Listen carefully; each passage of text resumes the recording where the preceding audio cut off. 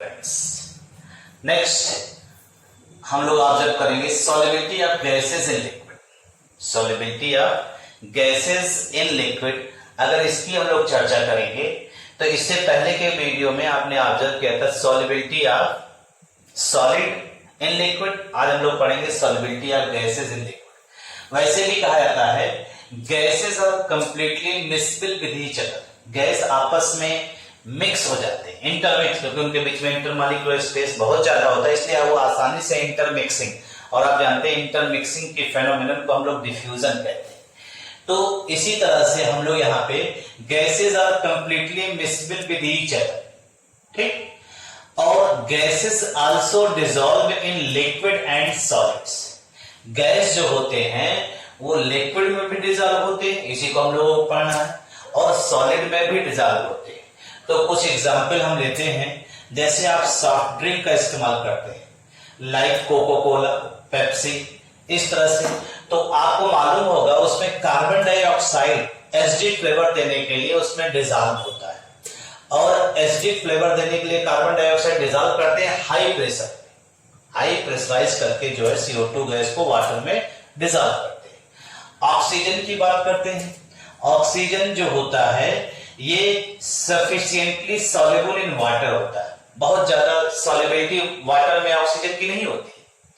Oxygen की water में solubility जो है लो होने का मेन रीजन है कि वाटर डाइपोल है और ऑक्सीजन नॉन पोलर मॉलिक्यूल है, लेकिन जो जितना अमाउंट भी ऑक्सीजन वाटर में डिसॉल्व है वो सफिशिएंट है फॉर सर्वाइवल, ठीक है। तो हमने क्या कहा, oxygen is sufficient soluble in water, ठीक, and aquatic animals and plants use this oxygen for their survival.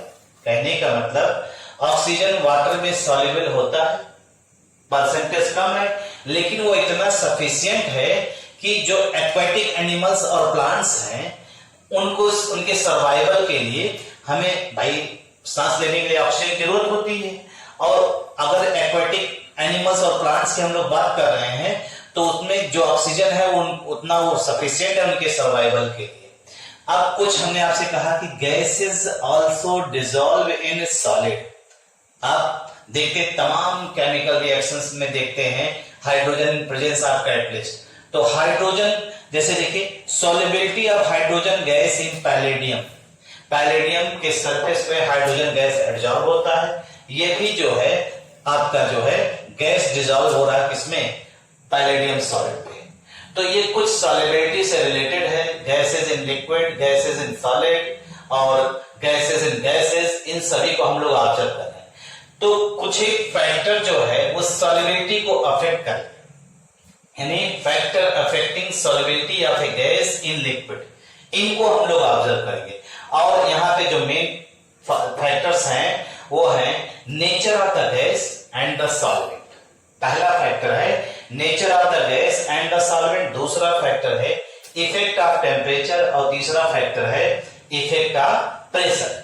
अब इंडिविजुअली एक एक करके हम इसको ऑब्जर्व करेंगे। तो आइए देखते हैं, पहला effect nature of the gas and the solvent. Factor affecting the solubility of A gas in a liquid. इससे पहले आपने सॉल्युबिलिटी ऑफ गैस के बारे में डिस्कस किया, तो अब आइए देखते हैं कौन कौन से फैक्टर हैं जो इसको अफेक्ट करते हैं। पहला फैक्टर है nature of the gas and solvent. Solvent और गैस के नेचर, यानी गैस को आप डिसॉल्व कर रहे हैं सॉल्वेंट, तो गैस सॉल्यूट की तरह बिहेवियर शो कर रहा है और सॉल्वेंट आपका है ही है। तो हम लोग यहाँ पे देख रहे हैं किसी भी गैस की जो सॉल्युबिलिटी होती है वो पर्टिकुलर सॉल्वेंट में वेरी करती है with the nature of gas, ठीक। कितना अमाउंट डिसॉल्व होगा गिवन सॉल्वेंट में वो उसके नेचर पे ही डिपेंड करता है। जैसे देखिए हमने यहाँ पे लिया है कुछ गैस के बारे में, N2, O2, H2, helium etcetera.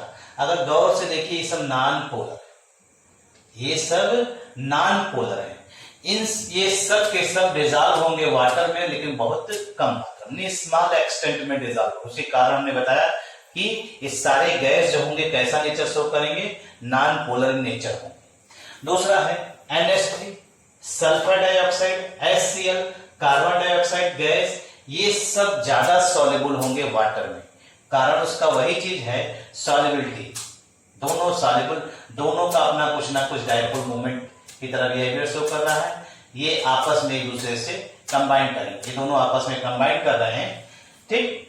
और उसी तरह से हमने देखा gases which are easily liquefied are more soluble than hydrogen and oxygen. जो भी गैस जितनी आसानी से लिक्विड में कन्वर्ट होगा, वह गैस उतनी ही ज्यादा सॉल्युबिलिटी शो करेगा वाटर या कुछ कोई और अदर कॉमन सॉल्वेंट में। कहा जाता है कार्बन डाइऑक्साइड और सल्फर डाइऑक्साइड, अमोनिया, ये सब आसानी से लिक्विफाई हो सकते हैं, होते हैं, आसानी से लिक्विफाई हो जाते हैं। इस वजह से इनकी सॉल्युबिलिटी वाटर में ज्यादा होती है और इन लोग की सॉल्युबिलिटी कम होती है। उसके बाद हमने ये सारे के सारी जो प्रॉपर्टी आप देख रहे हैं, ये 1 2 3, ये सब नेचर ऑफ गैस है। हम लोग पढ़ रहे हैं nature of gas and the solvent. अब अगर हम solubility also depends upon the nature of the solvent, जैसे देखिए N2O2 and CO2 are much more soluble in ethanol but in water at same temperature and pressure। यानी कि water की comparison ethanol में ये सारे गैस ज्यादा डिसॉल्व हो रहे हैं। उसका कारण भी बताएंगे आपको। H2S, अमोनिया और HCl are more soluble in water than ethyl alcohol। तो इसका कारण होता है कि केमिकल रिएक्टिविटी सेम होना। इनकी केमिकल रिएक्टिविटी सेम होने की वजह से हम लोग इस चीज को यहाँ पे ऑब्जर्व कर रहे हैं, ठीक है। केमिकल सिमिलरिटी पाई जाती है इनमें, इस वजह से ये एक दूसरे में सॉल्युबल हैं और वाटर के साथ इनकी सिमिलरिटी नहीं पाई जाती है, इस वजह से इनमें सॉल्युबल कम है।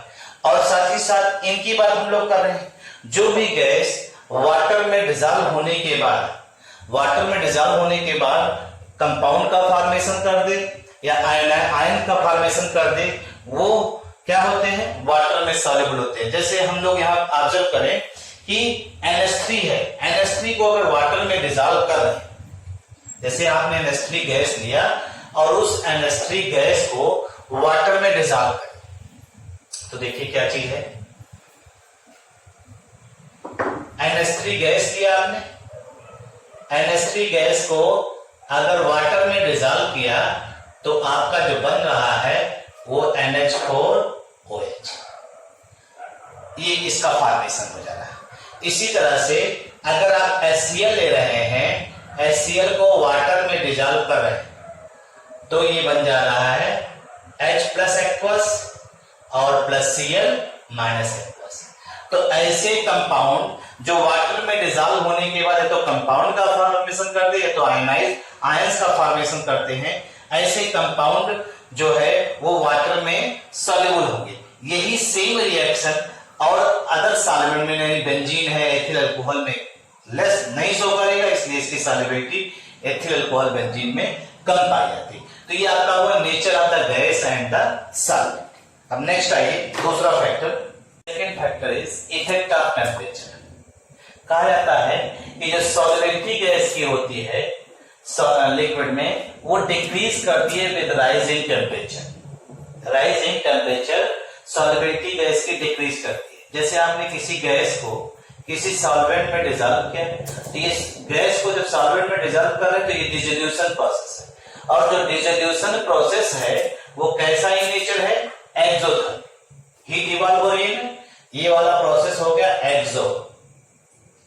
अब ये चूंकि रिवर्सिबल है तो इसका रिवर्सिबल प्रोसेस क्या होगा, एंडोथर्मिक। हीट इवॉल्व हो रही है, तो आप जानते हैं according to Le Chatelier principle, according to Le Chatelier principle, इसमें क्या कहा जाता है, कहा जाता है कि अगर आप टेम्परेचर बढ़ाएंगे, यानी हाई टेम्परेचर क्या फेवर्स करता है, favours endothermic process. Endothermic process यानी बैकवर्ड प्रोसेस, यानी सोल्यूशन जो है ये वाला प्रोसेस, ये बैकवर्ड प्रोसेस प्रोसीड करेगा, तो इसका मतलब सोल्यूशन से गैस इवॉल्व होगा, गैस और सॉल्वेंट सेपरेट होंगे। इस वजह से कहा जा रहा है जो सॉल्युबिलिटी गैस की है वो डिक्रीज करती है टेम्परेचर राइज करने पे। जैसे हम कुछ एग्जांपल, जैसे एक कॉमन चीज देते हैं, आप जानते हैं इसी वजह से जो मोस्ट ऑफ द गैसेस वो डिजॉल्व होती हैं वाटर में या किसी सॉल्वेंट में, और वो आयनाइज नहीं होती। जब आप गर्म करते हैं, जैसे आपने कभी देखा हो पानी को अगर हम लोग गर्म करते हैं, पानी को गर्म करने पर उसमें बबल्स निकलते हैं, तो हमने आपसे क्या कहा, due to this most of the gases which dissolve without ionising, यानी ऑक्सीजन भी आयनाइज नहीं हो रहा है, are readily expelled from solution by boiling.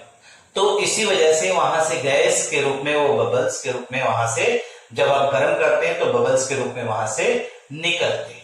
That is the effect of temperature. Solubility से रिलेटेड चीजें बताई जा रही है आपको, उसको ध्यान दे करके पढ़ते हुए चलिए, और उसमें जो भी आपको परेशानी हो रही है नेक्स्ट वीडियो में उसको आप फॉलो करिए। अगर उसमें कोई दिक्कत हो रही है तो आप कमेंट के जरिए उसको बताइए, तो उसमें नेक्स्ट वीडियो में उसको रिमूव करके जो है फर्दर वीडियो अपलोड किया जाएगा। Thank you.